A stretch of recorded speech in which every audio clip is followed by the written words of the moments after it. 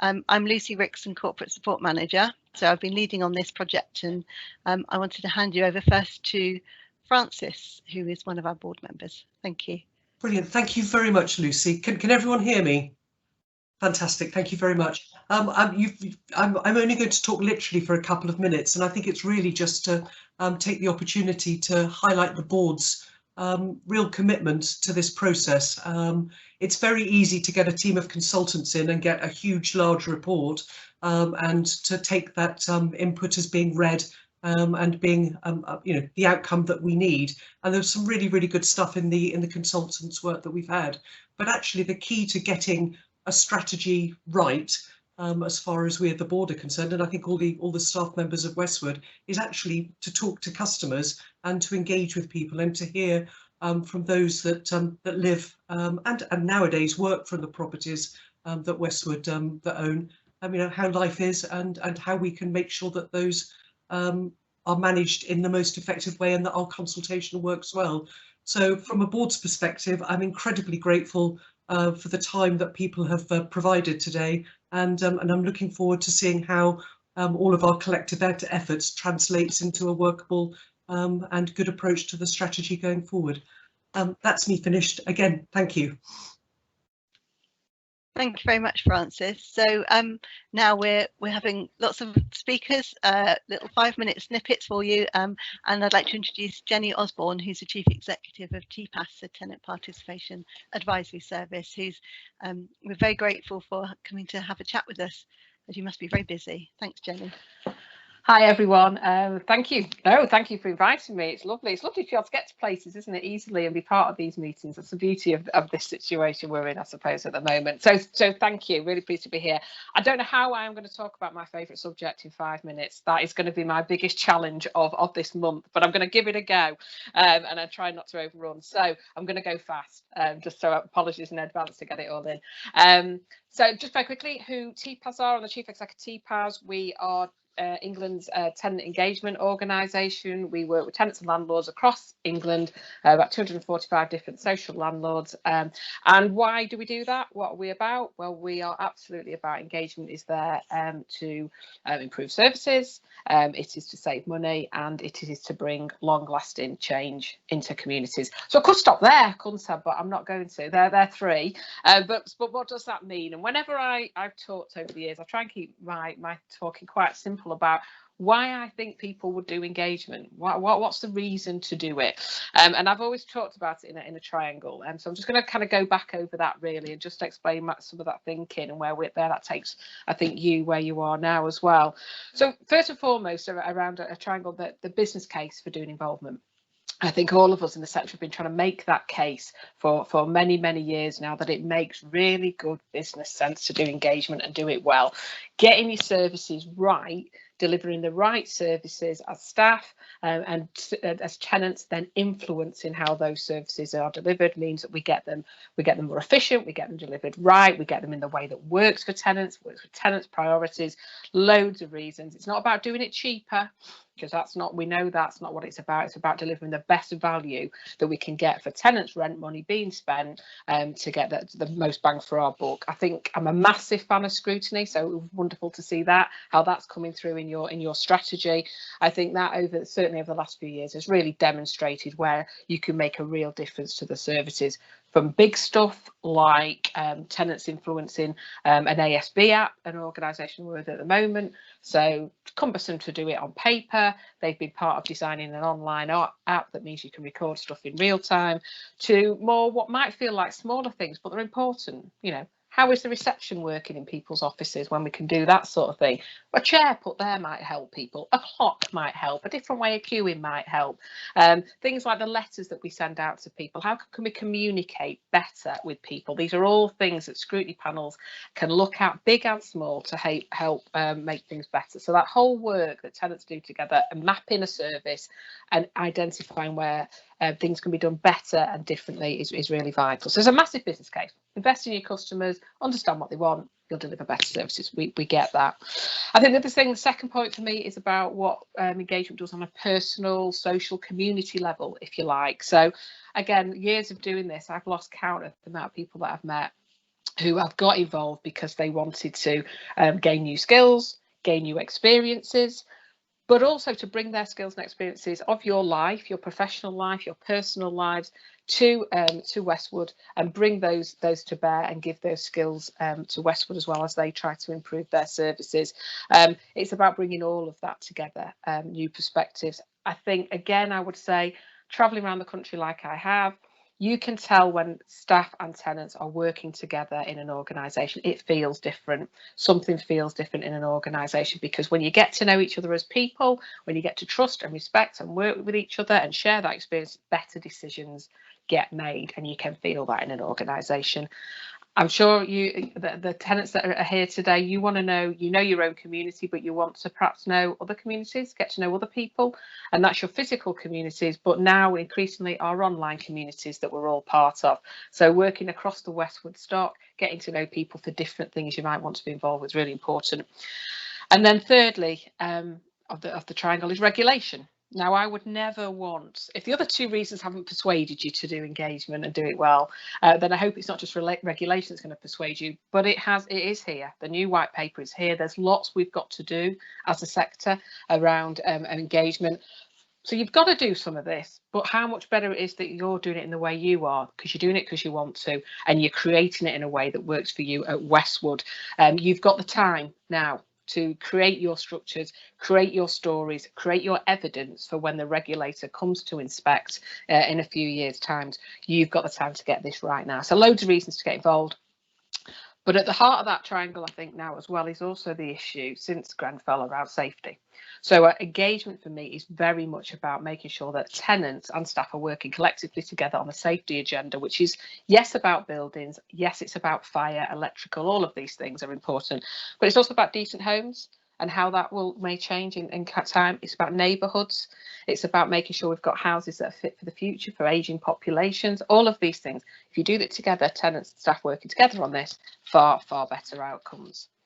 So lots of reasons in that triangle to get involved. I think the one thing I would talk about, just mention to close, is that we've tended to get a little bit stuck thinking that engagement has to be very formal meetings, and it doesn't. And again, looking at your strategy that you're thinking of working, that you're working on, it is about saying, let's be expansive in what we think engagement is. Engagement is every single contact that we have together.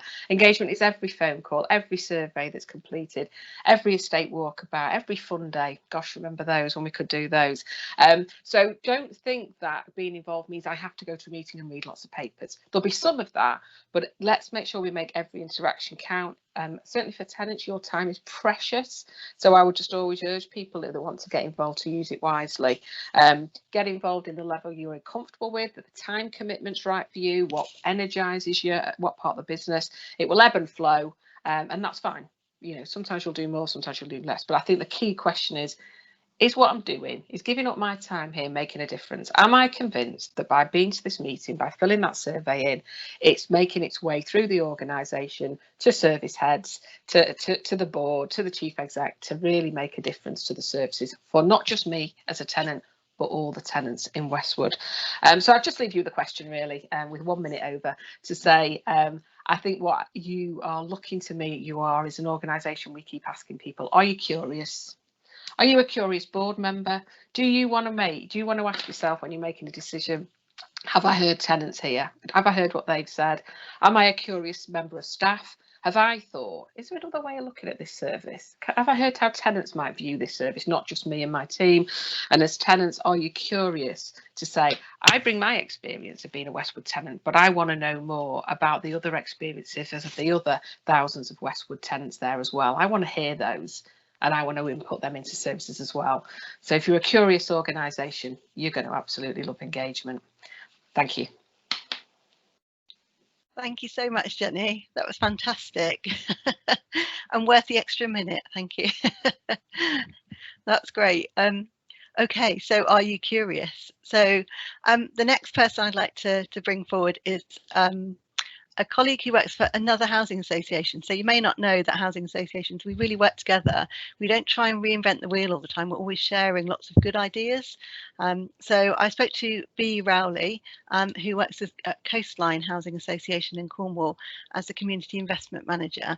And they've got so many great ideas. We would like to share them, if we may. But I wonder if I could introduce you, B, to just talk about what you do at Coastline. Thanks. Thanks, Lucy. Hi, everybody. So as Lucy says, I manage the community investment team at Coastline. And I just thought I'd spend a few minutes today letting you know a bit about the journey we've been on over the last probably 18 months to 2 years. I think one thing that we found really important when we were looking at how we could improve our engagement and involvement was working with customers to get the pace customers were comfortable with, and working together to implement change. So it's been quite a long journey, but a really, really enjoyable one. And our customers have fed back to us that they felt that they've been working with us to create change that feels right for them at the pace that suits them. And a big part of that has been our involvement with the National Housing Federation's Together with Tenants initiative. We were early adopters when that was first launched after the Green Paper, and involved in the in-depth research, and that gave us a really great opportunity to take a step back and look at how we were conducting scrutiny, but also the wider involvement and engagement approach that we were taking.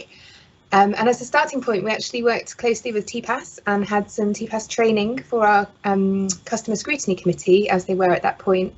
And we worked together with the customers to look at the fact that perhaps that group, although closely involved and really committed to Coastline and improving services, the membership was from a very specific geographical area and wasn't diverse and representative of the wider customer base. So we worked with support of TPAS to look at how we could increase our membership and our diversity. So we've moved away from the Customer Scrutiny Committee and rebranded and relaunched Customer Voice. And the idea of this is putting customer voice at the centre of everything that we do with regard to customer facing services. And we're aiming for a membership of up to 60. So we're really keen to enable customers to be very, very closely involved if they want to and commit a lot of time, but also to get involved in a lighter touch way if they don't have as much time to commit. And a big part of the work that we did with TPAS around that was how to make engagement accessible. So we now have bi-monthly meetings as before, but we hold them online. And what we found is that like this enables people from lots of different places to all join in. And so we've had feedback from customers who have physical disabilities that used to preclude them from coming to our offices to the meetings, who are now really actively engaged because they feel that they can attend from home. So that's been really beneficial, having an online space for those meetings. We've also purchased an online platform that customers have a space where they can interact with one another between meetings. And we've got colleagues on that platform as well, including the executive team and board members, because we're really working on having a more informal relationship between customers and board and the executive team, so that it feels like a level playing field in which everybody can have open and honest conversations with one another. So we do lots of kind of getting to know each other online meetings like this, and make sure that there's the opportunity to speak to one another outside of more formal meetings. So membership is really growing, and that's been really beneficial in terms of getting that diversity. But one of the ways we've achieved that, which is perhaps something you could think about, is we looked at the demographic information associated with our customers to make sure that when we recruit to our customer voice, we're getting enough people who live in North Cornwall. We're getting enough people who live in different types of coastline houses, so shared owners, as well as our general needs population. For example, we target recruitment around different ages as well. So we've got an 18-year-old who's now involved in scrutiny. So by opening up the conversation and the space to make it more accessible, we found that customers are genuinely really interested in getting involved. And we've been working really closely with our customers to create our new trust charter and our pledges associated with that. And throughout the entire process, we've been challenged back because they refer to themselves as our critical friends. That's kind of how we frame our working relationship.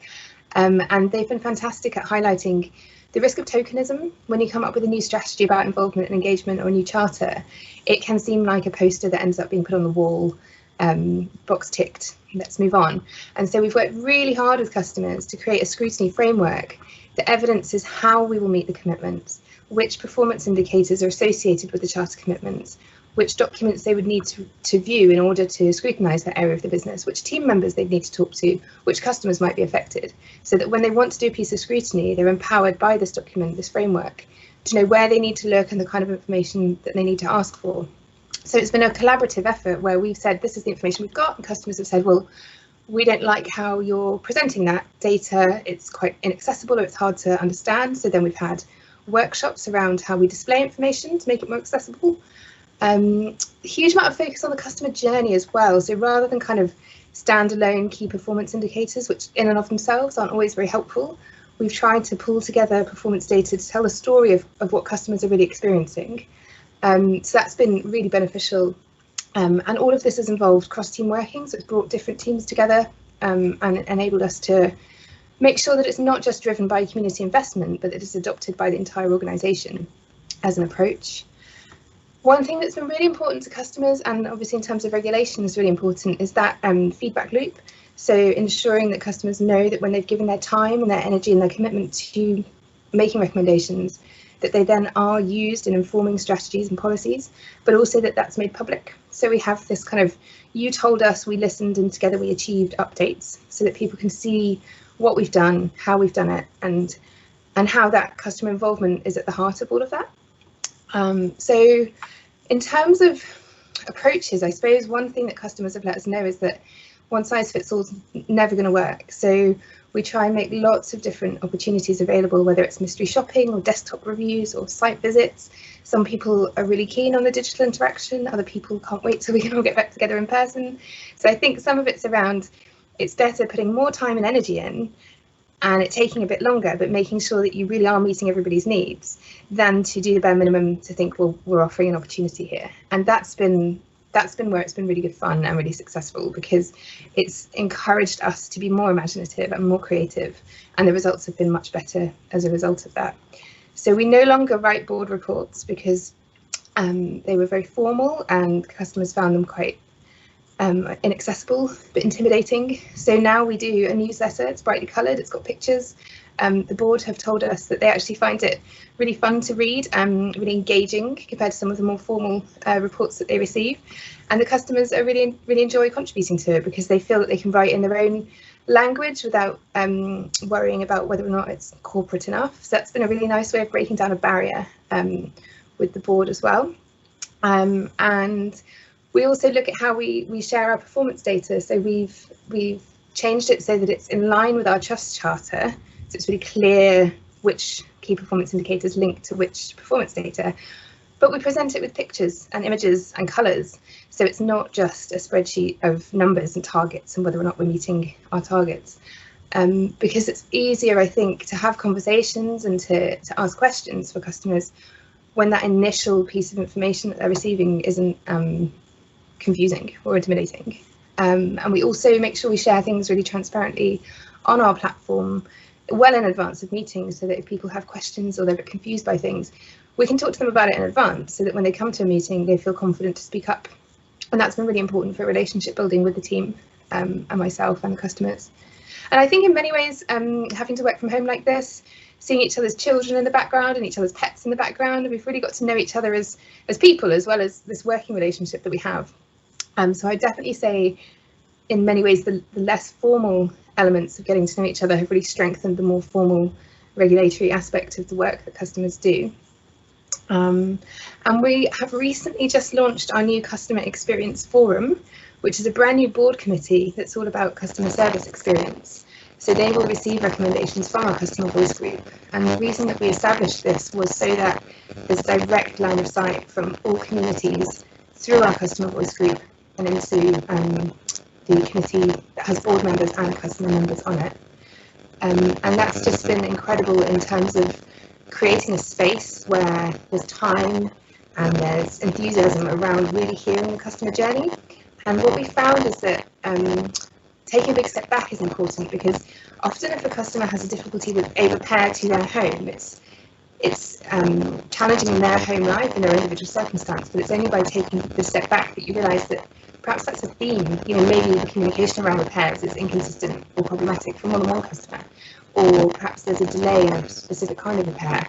And it's only by taking a step back and creating a space in which we can look at the themes that we're able to then inform really meaningful scrutiny reviews that are really helping us to improve our services. So, I mean, it's all very customer-led. We couldn't possibly do it without the group. They give so much time and energy. And I think one thing that's been really helpful for us is to, starting with that TPAS training around what is it we're trying to achieve, just working with the customers to keep their focus at the absolute centre throughout. So every time we're looking at a policy or strategy, sharing it with the customer and saying, does this make sense to you? So it's a really collaborative effort. And then alongside the scrutiny that's done by the customer voice, we've created lots of different opportunities to get involved. So community champions who go on our community standard visits. We've got a project called Click and Connect, which is about addressing isolation. We've got Coastline Conversation Space, which is an online platform for customers to engage with one another. When we're allowed to, again, we've got all our kind of green space projects, and a young person's panel as our aim for this year, as well as things like social media and task and finish groups and surveys. So a range of ways of getting in touch, so different times, different places, and different levels of commitment. But the core of all of it is that it feeds into the customer voice, and then they can inform the customer experience for them. So that's kind of a whistle-stop tour of what we've achieved in the last couple of years. But we certainly, it's got a lot more energy to it. It's a lot more diverse. It's a lot more representative. And where perhaps before at Coastline, perhaps scrutiny was considered something the community investment team supported, we're very much in a position now where across the organisation, the Customer Voice Group are well known as a group who contribute massively to helping us to improve services. So I hope that's helpful, Lucy. Yeah, that's great. Thank you, B. You went a little bit crackly a couple of times, but we got you back sorry. again. So no, that's all right. I didn't know whether to stop because you're in full flow, but I'm sure you know, it's something that we talked about last week. Maybe you know, we can talk further, and possibly some of your customers who are involved could maybe come speak to some of our customers online or whatever. Yeah, who knows, face to face. That would be possibly. That would be great. I mean, it's one thing me coming and talking about how the journey's been, but hearing from them direct would probably be really beneficial for everybody as well. Yeah. So That's great. yeah. Thank you so much, B. That's great. It was lovely to hear the enthusiasm as well and the energy that you have. We'd like to bottle that, recreate it. I expect Jenny would be able to sell it if you could as well. So just want to, before I pass over to Barbara, because we're going to go back towards Westwood and what we're hoping to do, I just wanted to say, yeah, thank you to Jenny and B, and also Francis, and to say if you wanted to stay, you're very welcome to stay, but if you've got other commitments as well, then you know we're very happy if you want to carry on with your working day. But thank you very much. So Thank you. I'm going to have to go because I've got a customer meeting to go to, but absolutely, yeah. Do get in touch if you'd like to know any more. Yeah, thank you very much. Thank you so much. Thank you, Jenny. Bye-bye. Thank you. Bye. Okay, so now I'm going to hand over to Barbara Shaw, our Chief Executive. Well, hello everyone, and it was lovely to hear other people's journeys and to see how far they've gone, because you know we'd certainly like to be in the position that Coastline's in maybe 18 months time. But you know, as both Jenny and B said, it is all about shaping and improving our services, and we want to do that with you, our customers and tenants, and we also want you to be involved in those really important decisions we make. And we started that journey off by sending, well, we had a consultation over summer about how we could work with you to hear your ideas about what would be best for a way forward. And we've now had the outcomes of that piece of work, and I think you've probably seen them by now. But I think one of the things that we were really clear on, or what you were really clear with us on in that document, was it is about time. It's about how much time have customers got to spend with us, and we heard certainly B and Jenny talk about how people can dip in and dip out depending on the amount of time they've got. It's also about not just time, but you know, how you'd like that engagement with us to take place. So we've come up with a number of options, or should I say you've come up with them with the consultant, and I think what we're really trying to do is to make it as easy as possible for you to engage with us.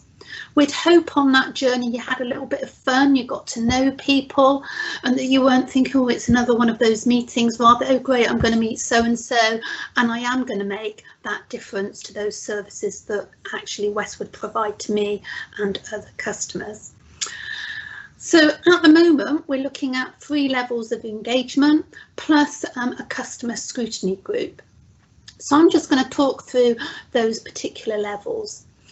So the first level that we've come up with is one where we've got people who maybe have just very limited time and they do really just want to dip in and out occasionally. And we can very much see that happening through digital and through maybe telephone engagement, or it could be a one-off conversation. And I think that would really help us with when we're setting service standards, when we want to hear your views and opinions about how we can improve the service, and certainly how you can influence what happens on your estate and neighbourhood environment. That's stage 1 or level 1. Then we've got level 2, and that's for those people who've got a little bit more time and probably would want to work with other people. So it wouldn't just be, say, maybe filling out a digital survey. It's about working with other people in a digital way, or maybe a face-to-face way. And again, we'd see that working for things like commenting on policies. So, you know, I think back, the one that always comes to mind for me is the pet policy. Something I can see Kathy laughing. She can probably remember. We had a pets policy about, oh, it must be about 5 years ago. And for some reason, we decided not to consult with customers. And goodness me, that did cause quite a bit of upset. We've certainly learned from that, but it was a moment that I will never forget, I don't think. But anyway, that's where we'd like you to comment on our policies that affect you. And then there's also to get your view about general customer information. Do you think we've got this type of promotion correct? And especially on that health and safety agenda, which Jenny talked about, you know, that's really important at the moment, and it should be. And, you know, the one again that comes to mind is, you know, we constantly talk about clear corridors now, really important in case there was a fire in a block of flats, etc. But those types of things, have we pitched it right? Are we using the right language? Will people understand it? I mean, if you've, you know, I don't know how long you've been a tenant at Westwood, but, you know, we tend to use lots of jargon. We all understand the jargon, well, most of the time, but that doesn't mean that our customers understand it. So it's making it jargon free as well. And also that other area, it's about assessing the service. Well, how good is that service? Is it delivering what you feel it should do, or are there ways that we can improve it? You know, quite often we'll have lots of systems because they suit us, but do they suit you, the customer? And that's what we have to think about. The final level is level 3, and this is probably not so much about the services in particular areas, but it's looking at the service across the organisation, so having that much wider view. And again, for this, there'd have to be a bit more commitment to time, and again, it would be digital, but there'd be those regular conversations, whether those be again online or face-to-face with residents, staff and board members. And again, I think, what would you get involved in? Well, I think there is that accountability. So you'd be holding us to account on certain service delivery. You might work with other residents on mystery shopping, and we've certainly done that in the past and it's worked very, very well. Or it might be about commenting on documents, as you've commented on this particular strategy. Or it might be that you've been to a conference and you're telling us about some good practice that you feel that we could benefit from, and ultimately that you could. So those are our 3 levels, and you know, you may think they're for you, you may want us to talk more about them, and I know once I've finished, Hayley and Bryn, who deliver services directly to customers, they're going to talk about some of the initiatives that we've started recently. The last thing I need to talk to you about, though, is customer scrutiny. Until summer, well, really, even now, we have what we call a Customer Senate, and Kathy, who is on this call, is chair of the Customer Senate. And we've had varying success with that, partly because, you know, we had good membership, but membership has dwindled over the past 12 months, but also other people have had different priorities, and they're not necessarily the priorities of Westwood. So we want to reinvigorate, and we feel that our focus should be on scrutiny, because that is what you and our Customer Senate has told us. So it's a refreshing of that group. And what the consultants said to us, they've tried out a new name, and they've come up with ACE, I don't know how customers feel about that, but they say they, you know, talked about this with some of our customers, and that stands for achieving customer excellence. And they also came up with a clear role for this particular group, and there were like 4 angles to that, which were: 1, what are Westwood doing? Are the services they're offering the right ones? 2, how do customers feel about those services, and what's their experience been? And we all know how that feels, don't we? Because we all deliver, or we all receive services every single day. And then it's about, okay, so that's what I'm thinking, but what do the surveys say? What are other customers saying about those services? So that's about customer insight. And then finally, what are the facts and figures telling us? So it's taking all those 4 angles and coming up with views and opinions, which you can then share with board and the executive. So I hope that gives you a brief sort of snapshot of what we're trying to do, and we're all at the beginning of that journey. Really hope you want to join us. And the other thing I should tell you, because otherwise Lucy will let you know, is if you do get involved, obviously we will offer you support. There'll be training, you know, where you have to travel, etc. There'll also be expenses. So, you know, I really hope that you'd like to get involved, because we do want to make sure that we're working with our customers and hearing your voice. I think that's it. I hope I stayed within my 5 minutes, Lucy, and I'll be quiet. Thank you very much. That was great. Thank you, Barbara. So now just getting a bit deeper into Westwood, I've asked Hayley Austin and Bryn Shorey to come along. I think Hayley's on first, and they'll tell you what area of the organisation that they are responsible for, and a bit about how you could get involved. Thanks, Hayley. I'm on for the moment, but who knows what my Wi-Fi is playing at. I've dipped out already a few times. If everybody could just cross everything, I've checked my cables, so hopefully I'm on track for the next 6 minutes. Just tell Lucy it was 5. Thanks for the introduction, and hello all. Some of you I know, some of you I don't. I just wanted to say, look, it's great to be part of this call, and just to be able to talk about sort of customer engagement opportunities there are for my service area, and hopefully to inject that element of enthusiasm to make sure that we get as many people involved as possible. Just to explain a little about my role at Westwood, I'm Director of Housing, and that means I have responsibility for 4 key service areas. And I'm just going to explain them a little bit, because it puts into some sort of context where we're going to go, hopefully, with customer engagement. So firstly, I have the income team, who are the staff who ensure we collect our rents. A really challenging job in these difficult times, but it's not just about chasing payments. It's a team that actually also provides a lot of advice to customers, especially at the moment with those facing both financial and sort of personal hardships. So there's a lot of work that they do around financial advice, around budgeting assistance, around signposting to other agencies. And also connected to that team, we also have a set of financial inclusion officers as well, who provide much more detailed advice on universal credit and other general sort of welfare benefit advice. We've then got the lettings team, who, as you would suspect, they're responsible for letting our homes. So when it comes to advertising on our vacancies, they shortlist for those that have bid on a property, and then they look at our policies and they look at all the other agreements that we've signed up to with the local authorities to allocate our properties and ensure new tenants are signed up to their new homes. If that wasn't enough, I also get to look after tenancy management. So they look after everything in relation to a tenancy that is essentially up and running. So someone who's moved into their home or is coming to the end of their tenancy. So basically, if a customer has any general tenancy issue other than a standard repair, it will usually be the tenancy management team that is there to help. So it can be anything from dealing with the pet permission, complaint about parking, right the way through to dealing with some of the most serious tenancy breaches or antisocial behaviour. And finally, we have the customer hub, who for the vast majority of our customers are your first point of contact. So they are the team that take your emails, they take your calls, and they're the staff that deal with almost every initial inquiry. So whether it's a call from someone wanting to pay their rent or even struggling to pay their rent, or an applicant wanting to bid on a property or see how it's progressing, or somebody who's experiencing harassment from a neighbour, or somebody who wants to report a repair, it's the hub they speak to, and it's the hub that will try and sort that issue out. So in terms of what opportunities there are for customers to be involved, well, honestly, there's loads. And I think just looking at that range of work and the range of services we provide and what we do, there's loads of scope.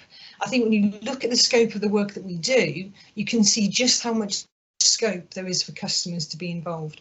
Now that involvement, as Barbara has already said, can take place for a whole range of activities. From a housing point of view, I guess I'm going to focus on why I want people to be involved or why we would like them to get involved. And that's around policy, performance and satisfaction. So when it comes to policy in housing, that's when, for example, we're considering a change of policy in relation to one of the services that we provide. Could be, for example, our domestic abuse policy, which we actually launched last year, and the work that we do under that as a landlord, and also the work that we do in terms of supporting the work of other agencies and how we signpost tenants. When it comes to performance, it's looking at, well, how well are we doing in terms of performance in some areas of the business, and actually asking us, can you do even better? So perhaps looking at the rent arrears we have, how long it takes us to re-let an empty home, or even how long it took the hub to answer your call. It's all about performance, and that's what we want people to be involved with as well. But performance isn't everything. It's also about satisfaction. So working with us to look at customer satisfaction across these really important service areas as well. So it's not just about how quickly we responded to a report of ASB, but how satisfied was the customer who received that service, and did we do what we said we would do? It's not about answering the call as quickly as we can, but the service we gave once we answered it. So I guess what I'm trying to highlight is there are lots of opportunities for customers to scrutinise our service, but also actually be involved in what we do. So what have we done today, and what have we actually got coming up? Policy work. Barbara, you stole my thunder. You talked about the pet policy. So we've got about 20 housing policies, and we review these either on an annual basis or every other year. And a number of these, especially those that have more of a direct impact on customers, we've actually taken them to our customer Senate group in the past. So policies such as domestic abuse, such as introducing a fixed term tenancy for some of our larger properties, and even our pets policy. Policies actually mean things to real people. So customers have had the opportunity to look at our policy, to see if it's still fit for purpose, to highlight any changes that they think we ought to introduce, and to see if there's any other good practice that we ought to include. I think the opportunity for the future is really about opening that out to as many customers as possible, especially those who are directly impacted by some of the policies that are actually due for renewal. In terms of our domestic abuse policy, we want to go back to those individuals that we've actually helped as part of that policy to say, did we actually get it right? We're talking about processes as well. We're doing a piece of work at the moment called customer journey mapping, which is looking at a number of key processes that we follow within our service areas and looking at them from a customer's point of view, just to see if we can get it even better. One of the policies or processes, that we've looked at is lettings, the lettings process. So we looked at the whole process from when we advertise a property to when a customer finally signs up. And we identified a number of ways that we thought we could improve on that. We can make that work better. But as Barbara said, that's actually our view. We wanted to see if there was anything that we missed. And so just before Christmas, we sent those ideas out to everybody who had signed a new tenancy with us in the last 12 months, about 250 customers. Over 60 contacted us back with feedback, not just the survey, but what's the one other thing that you would like us to have done? And now we're going through that at the moment to see what we can introduce into our new ways of working, and what we can do to actually improve that process for other new tenants who actually come to us at Westwood. Things like the digital tenancies we've already done, but the information we provide at sign up, the plans we can put on the adverts, the better adverts. It's all about a little bit more communication that will make that sort of lettings process a little bit easier. And we're doing the same thing for the ASB process, so antisocial behaviour.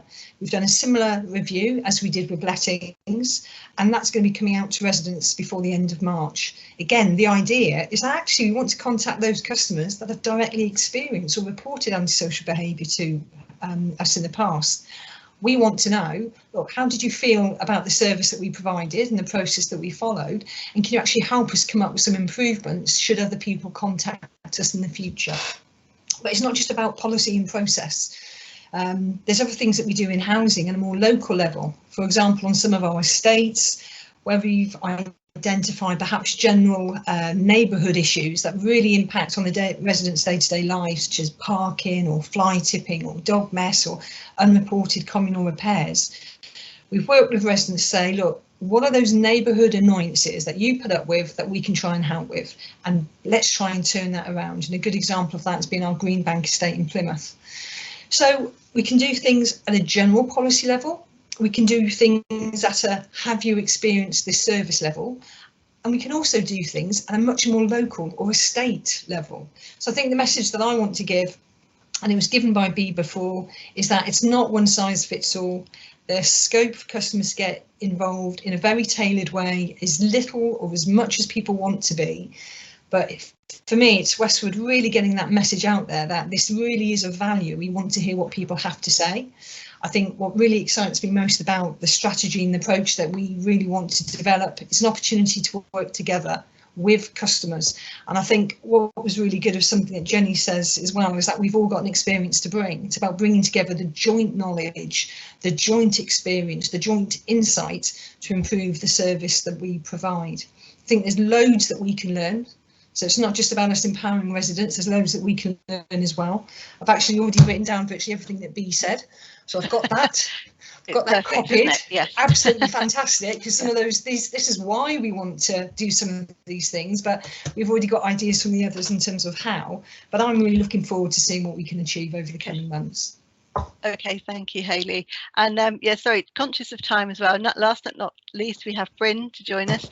And then just want to be really clear that we have got some time at the end. So we did promise you, if you've got questions or queries, if you want to raise them after Bryn, then we're very happy to answer them, or we can always do that via email if you're more comfortable like that. But over to Bryn, thank you. Yeah, so I'll try and put my little bit into the 3 minutes that Hayley's left me in terms of going on.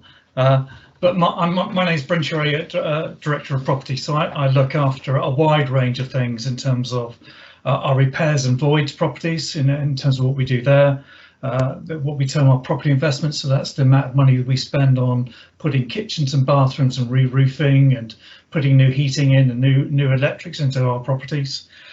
We also look after what we term property compliance, which is making sure that all our properties that have gas safety checks, all our properties that have electrical inspections taking place, making sure that we've just got as much of our fire work done as possible in terms of fire risk assessments and actions. So property compliance looks at a whole load of things which we have to report on, and which you as the residents and our board want to know about, to make sure that we're being really safe in terms of managing and maintaining our homes.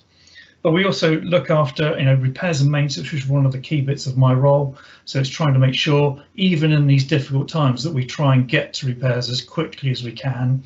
And if we can't, we let residents know. So there's a whole load of things that I do in my role, which are to do with the day-to-day operational of our properties and your homes. But also making sure that we do that in a health and safety conscious manner, because that's, we know, is really important to not just our residents and our customers, but also to our staff as well. So we want to try and make sure that we're thinking about all those types of things that we do on a regular basis. So what do we find in terms of trying to get customers and residents engaged in terms of what we're doing? Well, just to give you a sort of, so on a normal scheme, we're involved with residents on a daily basis. So we're currently doing lots and lots of kitchens, lots of bathrooms. We get involved with residents in choosing what colours they want, what type of units, how many units they want, what type of heating that they want in their homes, and that's on a daily basis that my team are talking to residents, probably not in a group, but actually on a daily basis talking to residents. And what we'd like to know is, for the future, is, have we got that right? Are we doing what residents want us to do? Are those really key for them? How long does it take for us to get to do your kitchen? Have we got the right timing involved in terms of doing that? So all those are the sort of things that we can talk to residents on an individual basis, but we'd also like to talk to residents about actually the policy that comes with that, and that refreshing of those kitchens. Have we got the timing right in terms of doing that for the future? You know, we get involved in residents in the void standard. So every time we turn a property around for reletting, we do a certain amount of work to that property. And last year, I think it was, well, actually the year before, we consulted on that standard with residents. You know, we got quite a lot of response back from that. It was really good because it confirmed, you know, they would like us to do a little bit more in various places, but they understand the concerns in terms of trying to turn that around for every single resident. You know, and we just recently done a repairs questionnaire in terms of, you know, is the information which we give you when we're doing a repair, are the things that we check when we're doing that repair, are those the sorts of things that residents are interested in, and how can we incorporate any wishes they have in terms of our repair standard for the future? So for me, it's really key to try and listen is the key bit for my role, is that, you know, as many things that are determined as by law and legislation as to what we have to do as an organisation, but we have an awful lot of ability just to listen and learn and talk about things as to what can happen. And the more residents we can get involved in doing that will help me do my job and help me maintain our homes, and help residents feel as though the quality of their home is at the standard they expect to pay for the rent which they're paying. So for me, it's, you know, I'm thoroughly involved in resident engagement, you know, but it is this listening perspective in terms of, do we listen enough to what our residents tell us? You know, we listen probably when there's a complaint, but do we listen when there's enough really good sort of feedback from residents in terms of what we're doing well and what we're not doing well? So that's the sort of area that, you know, for me is, you know, we get involved with residents on a very daily basis, but it's probably trying to put a little bit more structure to it and trying to get that bigger feedback from residents so that actually they can determine as to where we go in the future. Great, thank you, Bryn.